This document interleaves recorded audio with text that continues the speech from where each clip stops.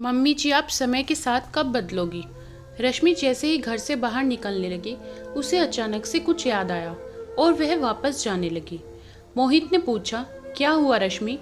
रश्मि बोली, अरे मैं वो फ़ोन तो कमरे में ही भूल आई। मोहित, जाओ लेकर आओ, जब तक मैं कार निकाल लेता हूँ। रश्मि फ़ोन लेने अंदर गई। जैसे ही लॉबी में पहुंची, उसके कदम रुक गए सासू माँ के शब्द सुनकर। सासू माँ फ़ोन पर किसी से बात कर रही थी। बोल रही थी, आजकल की बहुओं के तो कहने ही क्या बेटा, ना शर्म रह गई है ना लिहाज। इतना सुनते ही रश्मि के कदम वहीं ठिठक गए। वो आगे बढ़ ही ना पाई। सासू माँ आगे बोलती जा रही थी। उनको लगा रश्मि तो चली गई, तो जी खोल के बुराई भलाई बतला ले। सासू माँ विमला जी आगे बोल रही थी, देखो अब तो छोटे छोटे कपड़े भी मेरे सामने पहनकर जाने लगी है। एक बार मुझसे पूछने की भी जरूरत नहीं होती किसी को मेरी परवाह ही नहीं है इस घर में। उनकी बातें सुनकर रश्मि समझ गई थी, मम्मी जी दीपा दीदी से बात कर रही हैं। लेकिन उन्हें मम्मी जी से ऐसी उम्मीद नहीं थी। उनकी बातें सुनकर वो अपने आप को रोक न पाई और मम्मी जी के कमरे में चली गई। रश्मि को देखते ही विमला जी हड़बड़ा गई और बोली, अरे बहू तुम? जी मम्मी जी, मैं आपकी बहू। मम्मी जी, आपको जो कहना हो आप मुझसे सीधे भी कह सकती हैं। यूं पीठ पीछे दीपा दीदी से मेरी बुराई करने की क्या ज़रूरत है?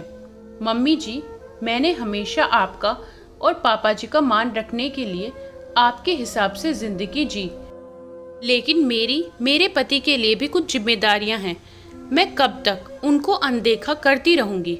आपने तो अपनी ज़िंदगी जी ली, अब कम से कम बच्चों को तो चैन से जीने दीजिए। रही बात ड्रेस की, तो मम्मी जी ये बताइए, इस ड्रेस में क्या बुराई है? पूरा तन ढका हुआ है, ज़रा सा पैर ही दिख रहे केवल। रश्मि ने अपनी मीडी की तरफ इशारा करते हुए कहा, मम्मी जी बुराई कपड़ों में नहीं होती, देखने वाले की नज़रों में होती है। कौन किस नज़र से देखता है? रश्मि अपने मन की भड़ास निकाले जा रही थी और विमला जी सुनती जा रही थी। रश्मि फिर बोली, अपनी बेटी पहने तो वो बहुत अच्छा, और बहू पहने तो ये दिख रहा वो दिख रहा। पता नहीं किस जमाने में जी रही हैं आप मम्मी जी। बगल में कमला आंटी रहती हैं, अभी दुबई गई थी, अपनी बहू के लिए ढेरों मेडी और गाउन लेकर आई हैं। कल रचना ने मुझे खुश दिखाया। इतना सुनकर विमला जी बात को बदलते हुए बोली, अरे बहू, मैं तो वो दीपा से ये बोल रही थी कि तेरे लिए भी कुछ अच्छी ड्रेसेस ले आए। लेकिन रश्मि ने ज़्यादा दिमाग लगाना ठीक नहीं समझा और कमरे से अपना फ़ोन उठाया और लेकर चली गई बाहर गाड़ी में, क्योंकि मोहित उसका इंतज़ार कर रहा था। कहाँ रह गई थी रश्मि? इतनी देर लगा दी। हाँ मोहित, वो मेरा फ़ोन नहीं मिल रहा था, बहुत ढूंढा, तब जाकर टेबल के नीचे पड़ा मिला। अपने चेहरे की उदासी छुपाते हुए रश्मि बोली, उसने मोहित से कुछ भी नहीं बताया। उसे ठीक नहीं लगा, वो फालतू में उसे परेशान नहीं करना चाहती थी। रश्मि पूरे रास्ते सोच सोच कर परेशान होती रही। सब कुछ जैसे आंखों के सामने घूम गया। कैसे वो 10 साल पहले जब शादी होकर आई थी और मोहित ने उससे बोला था कि नेहा, वेस्टर्न तुम्हारे ऊपर बहुत जचता है, और उसे बहुत सारी वेस्टर्न ड्रेसेज भी लाकर दी थी। लेकिन मम्मी जी और पापा जी पुराने ख्यालों के थे, तो उनको बिल्कुल भी नहीं पसंद था कि घर की बहू उनके सामने वेस्टर्न कपड़े पहनकर घूमे। पर मोहित को बहुत पसंद था कि रश्मि घर पर भी उसी के पसंद के कपड़े पहने। लेकिन रश्मि भरे पूरे अच्छे घर से आई थी और बड़ों की इज्जत और सम्मान करना जानती थी, कोई बवाल ना हो घर में, इसलिए वो मोहित की नाराज़गी झेल लेती थी। लेकिन कभी भी सास ससुर के खिलाफ नहीं गई। हाँ, जब वो बाहर घूमने जाती साल 2 साल में, तब ज़रूर पूरे टाइम मोहित के ही पसंद के कपड़े पहनती। धीरे धीरे मोहित ने भी बोलना छोड़ दिया था। पिछले साल ससुर जी के गुजर जाने के बाद सारी जिम्मेदारियां मोहित के ऊपर आ गई और काम का प्रेशर भी बढ़ गया था, क्योंकि पहले पापा जी के रहने से मोहित को बहुत आराम रहता था। अपनी बिजनेस से संबंधित हर परेशानी पापा जी से शेयर कर लेते थे, लेकिन उनके ना रहने पर वो बहुत अकेला हो गया था। सारी जिम्मेदारी उसके ऊपर आ गई थी और वो बहुत चिड़चिड़ा भी हो गया था। ऐसे में रश्मि मोहित का खास ख्याल रखने लगी थी। उसे किसी बात की परेशानी न हो, इसलिए हमेशा उसकी पसंद नापसंद का ध्यान रखने लगी थी।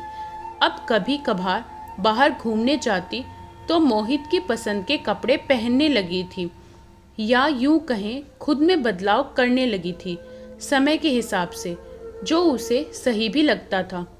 किन ख्यालों में खो गई मैडम? हम लोग पहुंच भी गए। रश्मि का हाथ पकड़ते हुए मोहित बोला। रश्मि ख्यालों की दुनिया से बाहर आई। मोहित के दोस्त की एनिवर्सरी की पार्टी थी। सब रश्मि की बहुत तारीफ कर रहे थे। आज तो कमाल लग रहे हो तुसी। मोहित की निगाहें भी नहीं हट रही थी आज रश्मि के ऊपर से। फिलहाल रश्मि घर पहुंचकर चुपचाप सो गई, किसी से कुछ नहीं कहा। विमला जी को लग रहा था रश्मि मोहित को बताएगी सारी बातें तो फालतू में उसे मोहित की बातें सुननी पड़ेंगी, पर यह क्या। मोहित अगले दिन उठा और तैयार होकर चुपचाप ऑफिस चला गया और कोई बवाल नहीं हुआ। विमला जी समझ गई थी कि उनकी बहू बहुत समझदार है, कुछ बातों को अपने अंदर ही हजम कर लेना जानती है।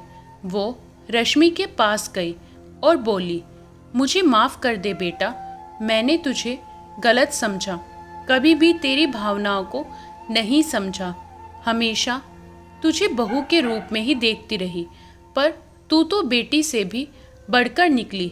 तूने हमेशा अपने पापा जी का और मेरा सम्मान किया और मैंने कभी समझा ही नहीं। हो सके तो मुझे माफ़ कर दे बेटी। ये आप, रश्मि ने विमला जी का हाथ अपने हाथों में लेकर कहा। कैसी बातें कर रही हैं मम्मी जी, आप मेरे लिए हमेशा सम्मानीय हैं और रहेंगी। बस मम्मी जी, समय के साथ होने वाले बदलाव को स्वीकार कर लीजिए और उस बदलाव के साथ चलिए। देखिए जिंदगी कितनी आसान हो जाएगी। और ये कहकर विमला जी के गले से लग गई। विमला जी ने भी अपनी बहू को सीने से लगा लिया। आज एक सास को बहू के रूप में बेटी मिल गई थी। दोस्तों, समय के साथ चलना बहुत ज़रूरी होता है, नहीं तो समय आगे निकल जाता है और हम पीछे रह जाते हैं। इसलिए समय के साथ चलना सीखिए, बहुत सी मुश्किलें आसान हो जाएंगी।